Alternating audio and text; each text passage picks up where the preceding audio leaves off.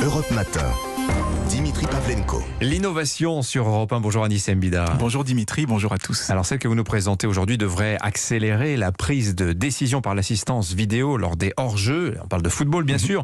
Ils vont être détectés automatiquement en temps réel par une machine. Oui, le système est testé en compétition officielle depuis hier sur la Coupe arabe de la FIFA.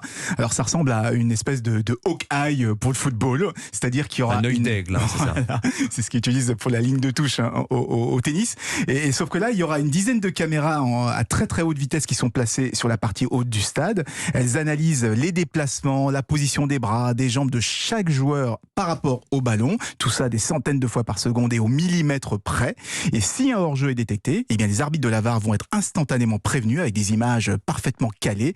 Et ça leur permettra de valider la décision et de prévenir l'arbitre de terrain si c'est nécessaire. Parce que vous l'avez peut-être remarqué, aujourd'hui, la confirmation d'un hors-jeu, ça peut prendre jusqu'à 5 minutes. Eh bien avec ce système, ça sera beaucoup plus rapide et le jeu n'en sera que plus fluide. Bon, ça veut dire qu'on va détruire un métier, là, arbitre de touche, ça va plus servir à rien. Non, parce qu'on veut garder l'esprit d'une assistance à l'arbitrage. C'est pas la machine qui décide comme le hockey au tennis, ce seront toujours des humains qui prendront la décision finale. En revanche, l'arbitre n'aura plus à aller chercher le bon ralenti, à arrêter l'image exactement au moment de la passe et ensuite à tirer les fameux traits là, pour savoir quel membre du joueur dépasse ou pas.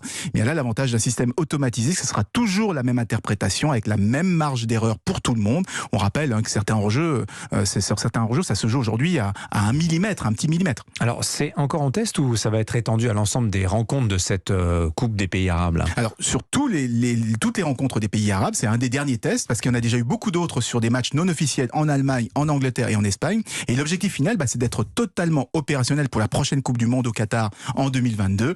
Donc ça pourrait fluidifier le jeu, mais pas sûr que ça éteigne toutes les polémiques qu'il y a actuellement autour de la VAR. Vous nous rappelez ce que c'est la VAR? La vidéo, l'assistance vidéo à l'arbitrage. Merci Anis Mbida.